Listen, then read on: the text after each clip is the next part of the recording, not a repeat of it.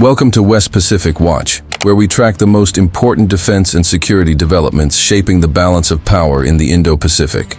Today's episode is not routine. It marks a strategic shift, one that signals how the Philippines is quietly, methodically, and deliberately rebuilding its maritime strength in a region growing more volatile by the year. In recent decades, the Philippine Navy has often been described as under-equipped, underfunded, and overtasked. A force expected to defend one of the world's largest exclusive economic zones with aging platforms and limited reach. That era is ending. Because the future BRP Diego Silang, FFG-07, the second improved Jose Rizal-class frigate built in South Korea, has completed sea trials and is now on track for delivery in the third quarter of 2025. And in a carefully timed move, that delivery will align with the official launching of a brand new offshore patrol vessel, the OPV HDP 2200. 2 ships, 2 missions. One message: the Philippines is no longer waiting. Before we go further, make sure to like, subscribe, and turn on notifications for West Pacific Watch. Every click helps amplify facts, awareness, and sovereignty in the West Pacific. To understand why the arrival of the BRP Diego Silang is so important, we need to step back. The Indo-Pacific is entering a period of structural instability. Great power competition is intensifying. Maritime boundaries are contested. Gray zone operations, below the threshold of war, are becoming the norm rather than the exception. And nowhere is this more visible than in the West Philippine Sea. For years, the Philippines has relied on diplomacy, international law, and alliances to manage growing pressure in its maritime domain. But diplomacy without capability has limits. Ships matter, not as symbols, but as tools of presence, deterrence, and decision-making. This is where the Diego Silang enters the picture. The BRP Diego Silang is the sister ship of BRP Miguel Malvar, FFG-06, and part of the improved batch of the Jose Rizal-class frigates. Both ships were constructed by Hyundai Heavy Industries, HHI, under the Horizon 2 phase of the revised AFP Modernization program. But the Diego Silang is not simply a repeat build. She represents refinement.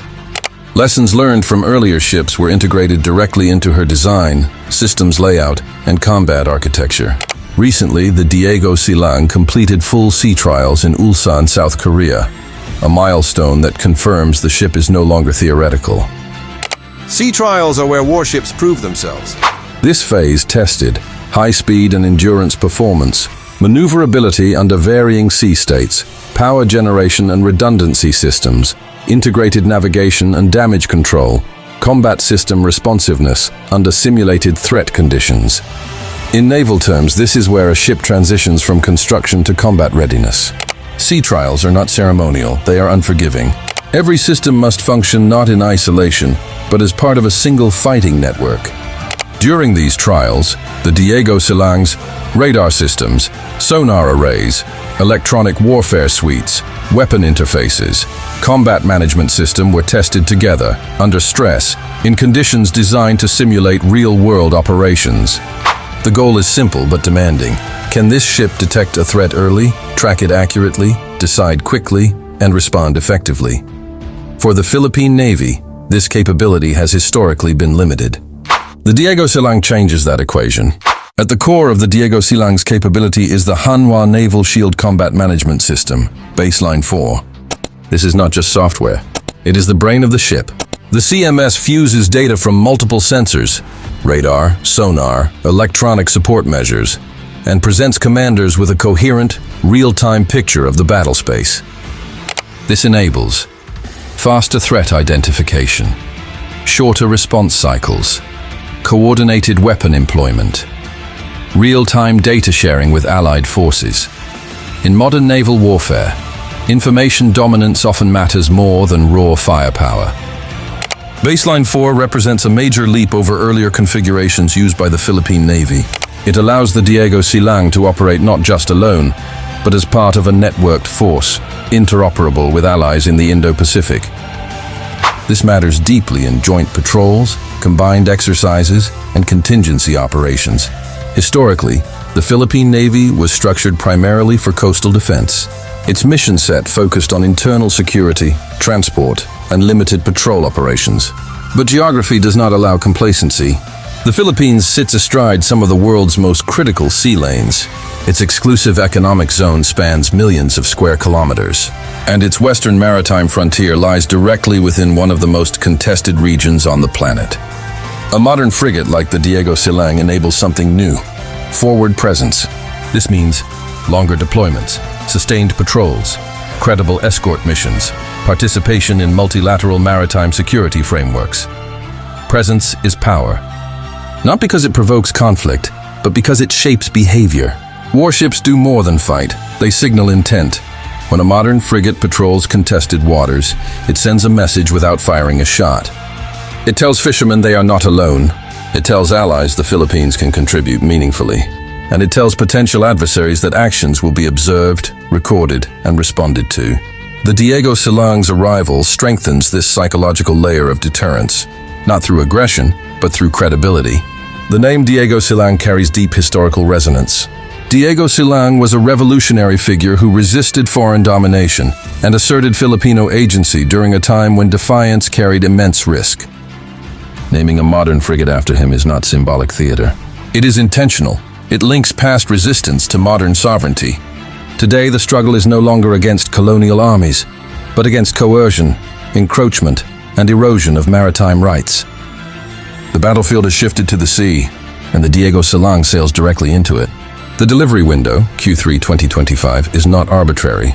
It comes at a time when maritime incidents are increasing, gray zone tactics are intensifying, regional navies are expanding rapidly. For the Philippine Navy, timing matters almost as much as capability. A delayed ship is a missed opportunity. An on-time delivery is a statement.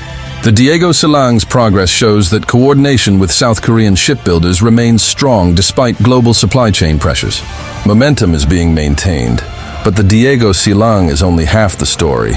Because while one ship prepares to sail into service, another is preparing to touch water for the first time. A different kind of vessel, a different mission, but just as critical to maritime control. We follow the rise of the BRP Diego Silang, a modern frigate built not just to sail, but to deter, signal, and defend Philippine sovereignty in contested waters. But naval power is not built on frigates alone. A credible maritime force is not only about high-end combat. It is also about daily presence, law enforcement, persistence, and control of the gray zone, the space between peace and open conflict. This is where the next ship enters the story. As the Diego Silang prepares for delivery in the third quarter of 2025, another vessel will mark a different but equally important milestone.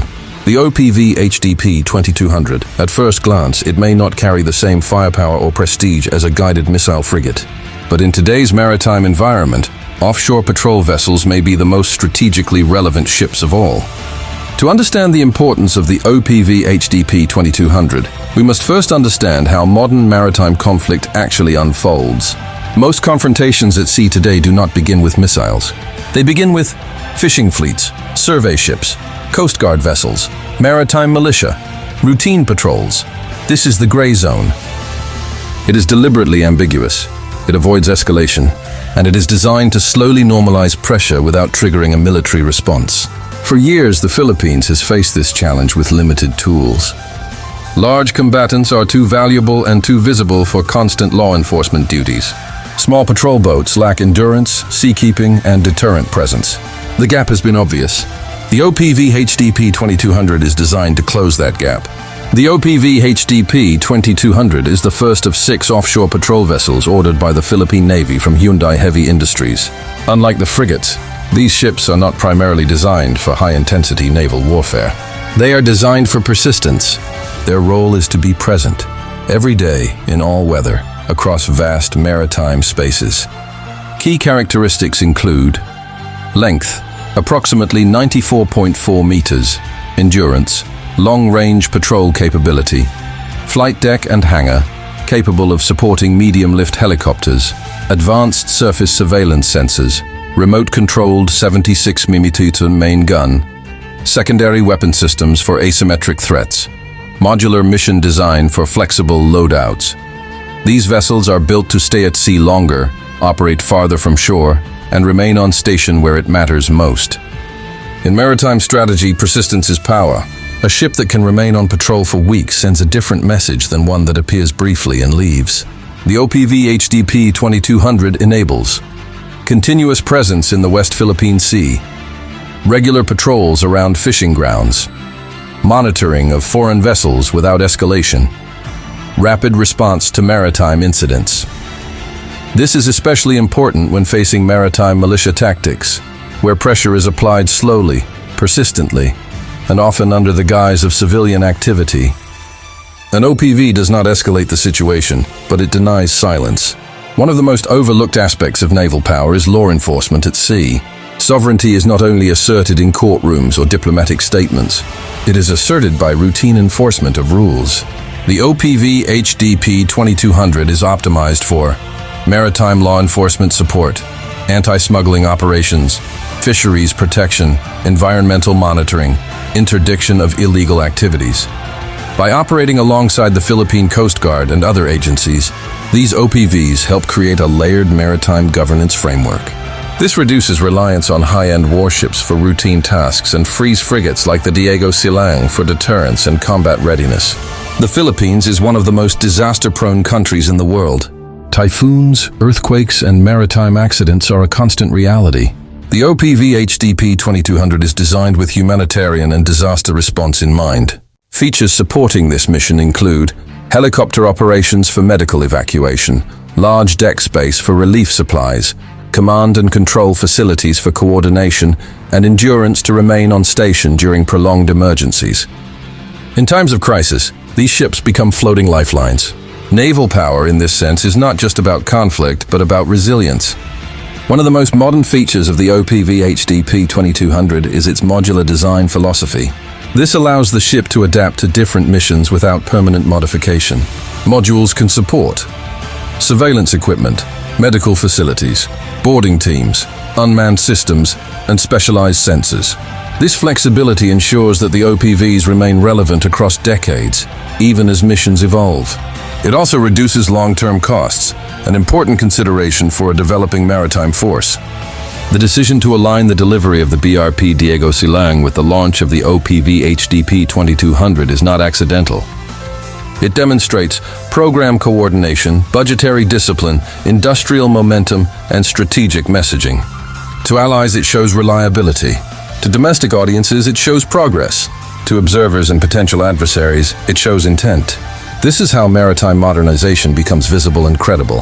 Hyundai Heavy Industries has emerged as a critical partner in Philippine naval modernization. South Korea brings proven shipbuilding capacity, on-time delivery track record, and experience exporting warships globally. For the Philippines, this partnership reduces risk and accelerates capability growth.